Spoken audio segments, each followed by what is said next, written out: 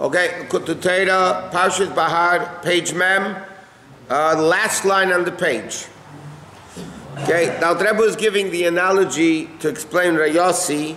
He says the concept of Yidden give parnasa to Hashem, and he gives the mashal of the seed. You plant it in the ground, it germinates, it rots.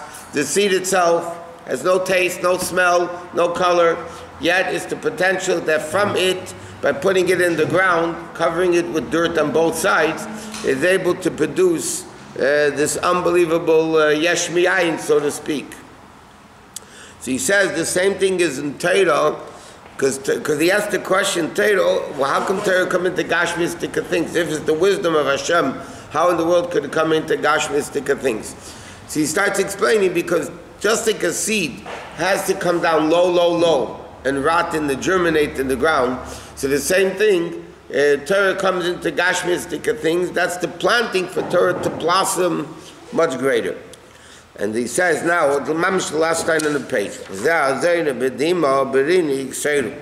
the pasuk says, until those that plant with tears harvest with joy.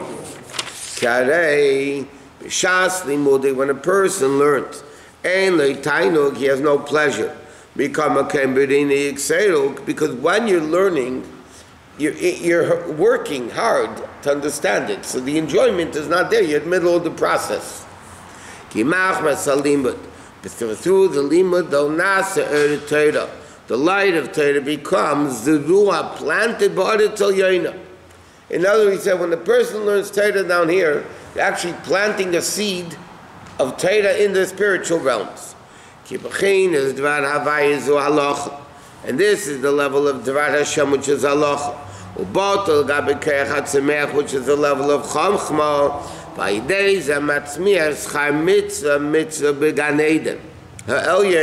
And that creates the reward of the mitzvah. What is the reward of being in Gan Eden? Tzadikim sit with their crowns on their head and they enjoy the Shekhinah. And they have enjoyment with their understanding that this hasaga is bechinas yesh mi'ayin. This understanding is, like you said, from learning with bittul, with no enjoyment during the time you're learning, and then it becomes this level. And that's what it says, Ziv, Teirosim, V'avodosim, Mamish. It says they're benefiting from Ziv, Teirosim, V'avodosim, from the ray of their avodah, of Torah. What does that mean? Just like the power in the vegetation. That it grows, it blossoms based on what the seed is. In other words, you can have a seed, tasteless, colorless, textureless, and you know, you can't even taste the seed. You taste the seed, you don't taste the apple. When you plant the seed in the ground, dafka, because it doesn't have any taste, it germinates in the ground, then it blossoms to this beautiful apple that has taste and smell and color and everything else. And the physical halachas of the gashmistic things, like you said, are the avoid of elevating the avoid of the person.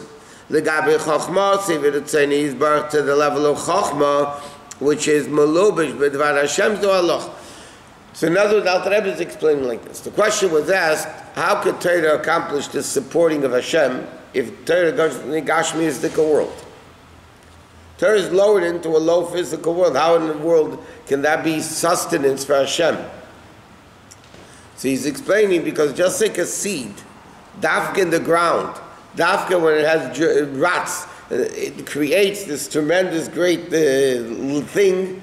The same thing, dafka when Torah comes into the physical world. Not only the physical, like we learned yesterday. Liars, swindlers, Torah deals with all these low lives. Corrupt people. That's the level of Torah coming down low, low, low, in the ground. And when we learn Torah with the proper level of bittul and so on, so then it sprouts forth and it blossoms a beautiful tree up there in the spiritual realm. V'nei k'mei shebizriya gashmis. Just like in the physical planting. And it doesn't blossom. At a garden until the seed rots. And it changes from what it, even as the seed it changes. It becomes one with the dirt. The same thing, the nefesh ha'adam, that comes into the body. Just like Torah comes into Gashmis, the neshama comes into Gashmis. Dafka through the level of bittul. Aidei mesidus nefesh b'Torah mitzvahs. What's the mesidus? How do a Jew becomes completely nothing? Right, to germinate, to rot. This the rotting by a Jew in Torah mitzvahs is complete bittul with mesidus nefesh. Means I don't exist. The only thing that exists is what Hashem wants me to do.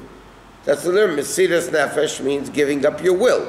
That means I have no will of my own. I'm only doing what Hashem wants me to do. That level of bittul in Torah mitzvahs is the rotting of the seed that produces the beautiful blossom. Which is the level malchus v'shchina suzei aidei mesiras nefesh zu. By the avoid I lost my mind, looking mean the avoid of the Jew, like it says, b'yodcha afkid ruchi. I give up my soul to you. That causes Torah that he learns down here to become united in the higher spiritual Torah world up there. Just like the unity of the planting. Okay, so the Alter Rebbe is explaining how do we give Hashem Parnasa. He says, by learning Torah down here, in the Gashmistical world, through the level of bittul, that creates actually the fruit tree in the higher spiritual realms. And that cannot be if the Jew doesn't learn Torah down here. It says that the Jew what? must change the seed must become nothing. Correct. Like the dirt. No, part of the dirt. Part of the dirt. Meaning that whatever the Jew is, he must break himself or herself to be absolutely not what he is. No, to become what they really are, i.e. the neshama.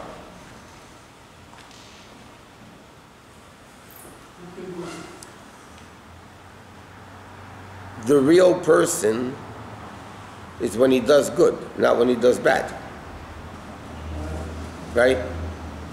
Okay, so the real person is when they give up their guf and nefesh habamis and allow the neshama to dictate the body. That's the real self.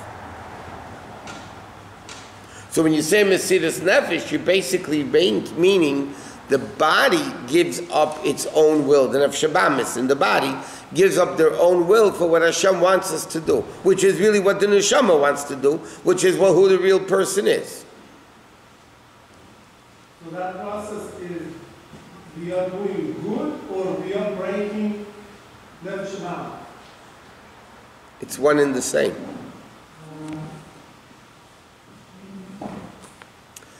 If you're breaking the concealment or uncovering it, it's the same thing. Breaking the nefesh habamis means breaking the concealment of godliness is what is good.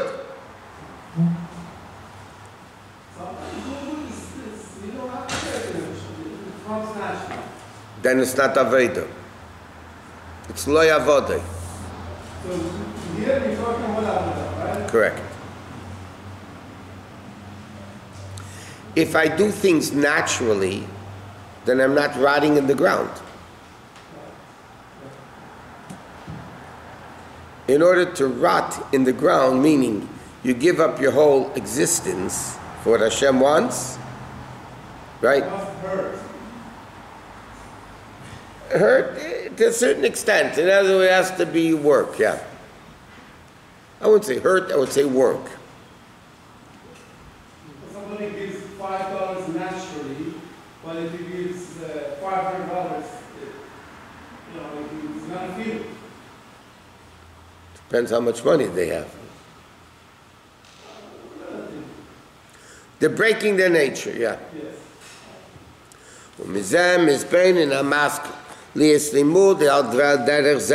Therefore, a person has to understand this is the way my learning should be. To mean the Aveda, Isrusa de Lasata Daveda of the Jew, and you shouldn't make the secondary primary, meaning, you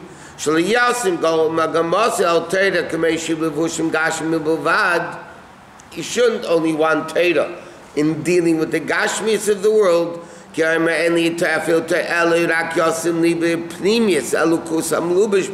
He's saying here, ultimately, to learn Torah Lishma.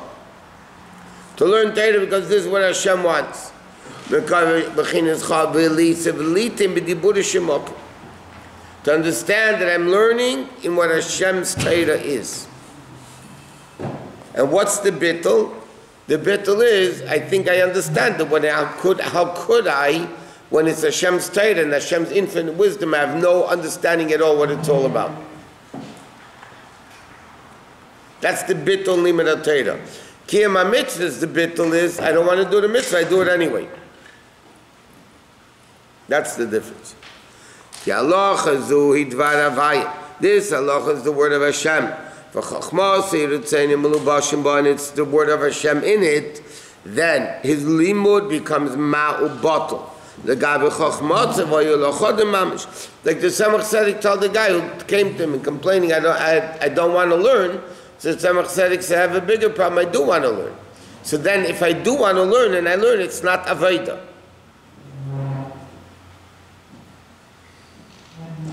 You can learn 20 hours a day and be called Loi Avadai, not serving Hashem. And you can learn 10 minutes a day and you're called Eved Elokim. How could that be? Because this is what you're accustomed to and this is breaking your nature. It's a very simple concept. For finite to reach infinite can only be done in one way, by finite breaking itself and becoming non-existent. As long as you're finite, you can never reach infinite. Breaking your nature. I learn 10 minutes, I learn 11. I give this amount, give more, whatever. Any amount? Well, out of your comfort zone, whatever. Any amount of breaking your nature gets you to infinity? Yeah. But when that becomes your nature, you're back, you went downward, back to finite. And you have to go back. 100 times is already very hard to go to 101. Right. That's why it's called breaking your nature. And that's, like he's saying over here, that's the rotting in the ground. As long as you're in your comfort zone, you didn't rot in the ground yet, so to speak. For you to be able to grow. The message that I'm getting is that I'm not good and I have to suffer to break. Why do you have to call it suffering? Because 100 times one study, that's still not good. I have to make it 101 time. Right. So it's not suffering. Why is it suffering? It's going above and beyond my limitation. Doesn't mean I'm suffering. It's harder than 100 times. Right. So? It's hard. Duh, yeah. But the Rebbe wants to explain why is it hard? Because the accomplishment of finite becoming infinite, realistically, no matter how hard you work, within finite you can never reach the infinite. Here, when you work hard, the accomplishment is a finite becomes infinite. In other words, when a person works in business and he works hard to build up a business, okay, so he makes $1 million deal. Yeah? It was hard work, but you're still within 1,000,000 times 1. Here you work hard in Torah mitzvahs, then it's not that you're making a finite reward, a 1,000,000 times 1. You're actually reaching infinite And as much as you work, it doesn't make sense that you should accomplish that. The issue is that the infinite today is finite tomorrow. Right. By the person. Yes. Okay. Worry about that tomorrow. But now it's not true because the yichud that Alter Rebbe says in Tanya Perek Chafei, the yichud zel l'mayla nitzchel l'void. This unity that I connected today with the infinite Hashem, that's permanent. Yes. So even though tomorrow I'm back to finite, but yesterday's infinite connection is still there. Today, I need to reach a higher infinite than I did yesterday. That's the incentive. I know what the incentives are, but whatever. No, that's Not only that, the harder the challenge is, the more infinite you reach. I mean, it's not, you can't say more infinite, but the greater level of infinite you reach, because that's more bittul. So in a way, the more you're elevated, the harder it is for you to push Correct. the path. Correct. So in a way, those of us like me that are at the bottom, we have the pleasure of Did you say we or me? the Queen's English. my group, I meant to say, not you're not included. No, you have no group. Okay, anyway, let's leave it at that. Yeah. No? No, for us, it's easier than the ones who are sort of well versed to experience. For us, it's easier to experience the pushing the envelope out than What's harder for school? I mean, it's supposed to be. Kids in 8th grade or kids in 1st grade? Now, in today's kids, yeah. But 1st grade, for a 1st grader, is hard. But if the 8th grader is still on 1st grade level, you got a problem. No, it's a problem. Yesterday he excelled in 1st grade level. That was good for 1st grade. 8th grade is supposed to be more. High school is supposed to be more. And then what? If you're part of God already, what are you trying to get to? If you're already part of God, A greater, closer relationship with him. but eventually you're all going to die. A child is a part of the father. So therefore, a child should not create a relationship with the parent because I'm a part of the parent. So let's just, not have anything to do with each other. that's the way it is right now. You get closer, okay, but then You get closer and closer. By a parent, it's finite. And by Hashem, it's infinite.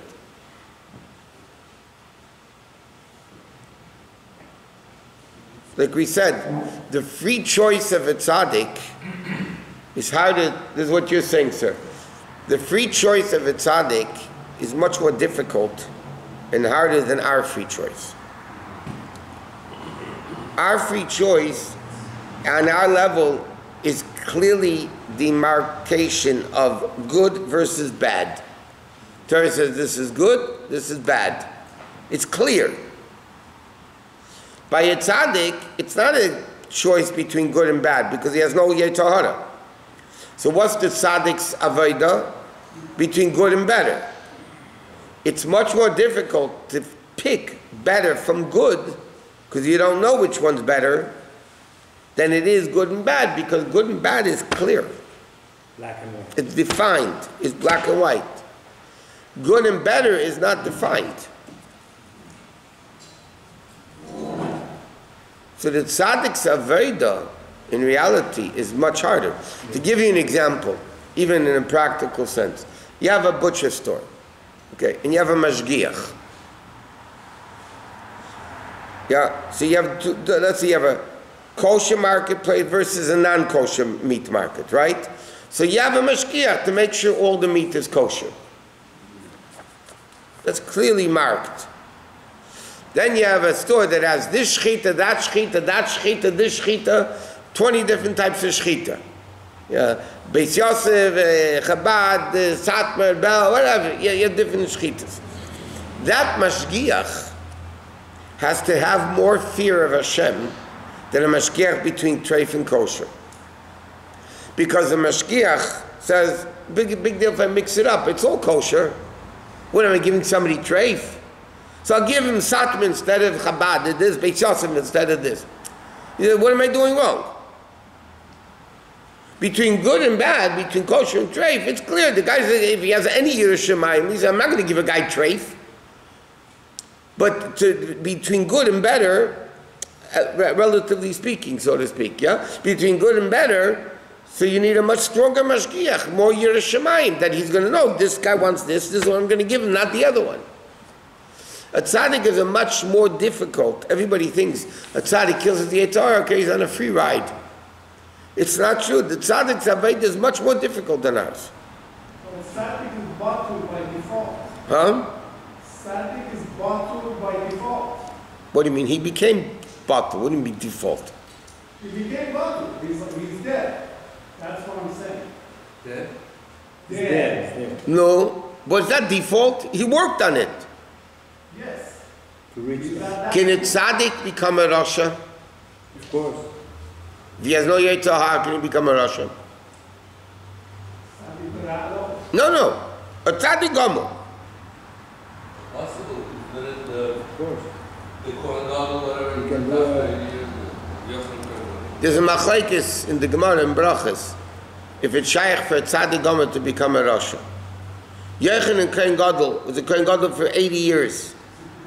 Okay, obviously he was a tzaddik gomer, and then he became a tzeduki. Yeah? So the Gemara discussed, one opinion says, he was really Yanei HaMelech before, so he was really a rasha from before. Then he became a tzaddik gomer, so it's possible something still left. The other opinion is, no, a tzaddik gomer could become a rasha gomer. How could that be? It's very simple. He has no Yetzer Hara, how can all of a sudden become a rasha? When a tzaddik slips from better, from super better to better, and then from better to good, once he slips, he can keep going down until he can become a rasha again. He can get back to Yetzer Hara. There's an expression in the Zohar, man de nafal midarge ikar mis. A person who falls from his own level is called dead. Like they give a marshal. Two people are on a ladder. One's on the 5th step and one's on the 3rd step. Who's higher? No, it depends which way they're going. If 5 is coming down and 3 is going up, the 3 is higher than the 5. Yeah, to the naked eye, a guy looking outside, oh, this guy's on 5, this guy's on 3. Yeah? But the reality is, 5 is going down and 3 is going up. 3 is much greater than 5, higher than 5. But also if one is in the hundreds level, the fall can be much more fatalic than the one that is on the 30. Correct. But you don't necessarily have to fall at one shot. You can go down step by step by step by step until you finally become down. Yeah. One thing, that's why when people say, okay, I'm still religious, I'll stop doing this. And then the next day you'll stop doing this, because once you have a little crack in the wall, the crack doesn't stay there. It keeps getting bigger until the wall falls down. Okay. The guy, your friend that we... Yeah. Before to when the hat went... Right. But I have the notion of the seed in mind when you say it has to rot to become rotten. No, rotting is the bittul. Tzaddik doesn't need that process. He does. The bittul of a tzaddik is between good and better. It's a higher level of bittul. Just like you need more Yerushalayim between kosher and kosher versus kosher and treif. Yerushalayim in that case would be bittul, to, not to give it. So that level exists by a tzaddik. The avodah is much more difficult. Not only that, the Gemara says, HaKadosh Baruch Hu medakeh b'tzadikim k'chut hasayda. By tzaddikim, even a small hairbreadth of an avodah, Hashem is very meticulous and punishes them about. Just think the simple example in Chumash. Moshe Rabbeinu was told to speak to the rock. Yeah, he hit the rock. Because of that, he was punished. He couldn't have his lifelong dream. Yeah? Now, let's understand, based on the Medrash says Moshe Rabbeinu spoke to the rock. It was the wrong rock. And nothing happened. So Moshe Rabbeinu said to himself, 1 minute, did Hashem? Because first time Hashem said hit the rock. First time Hashem said hit the rock. In Parashat B'Shalach, right? Second time Hashem said, V'dibartem al hasela.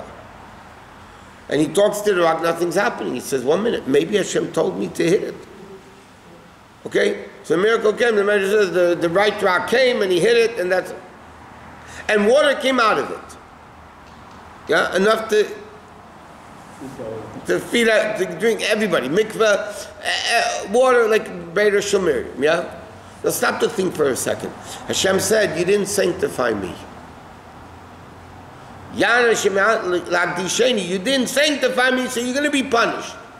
When was the last time you hit a rock and water came out of it? What do you mean you didn't sanctify Hashem's name? What did he do already? Hashem didn't say you didn't. Hashem said, you didn't sanctify me. Because instead of speaking to the rock, yeah, he hit the rock. And water still came out of it. Trust me, it was a plenty sanctification of Hashem's name. Yeah? You know, we do much worse things than hitting and speaking, you know. We do infinitely more, and we don't get to lose our lifelong dreams. Because Moshe Rabbeinu, on his level, yes, he sanctified Hashem with hitting the rock.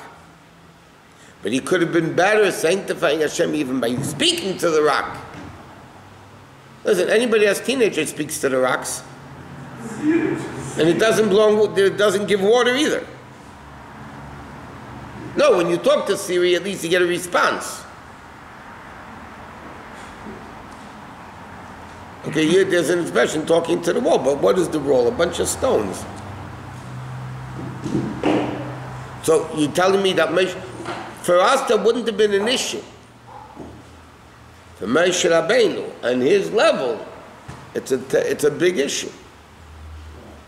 So the Tzaddik's Aveda is infinitely more difficult than ours.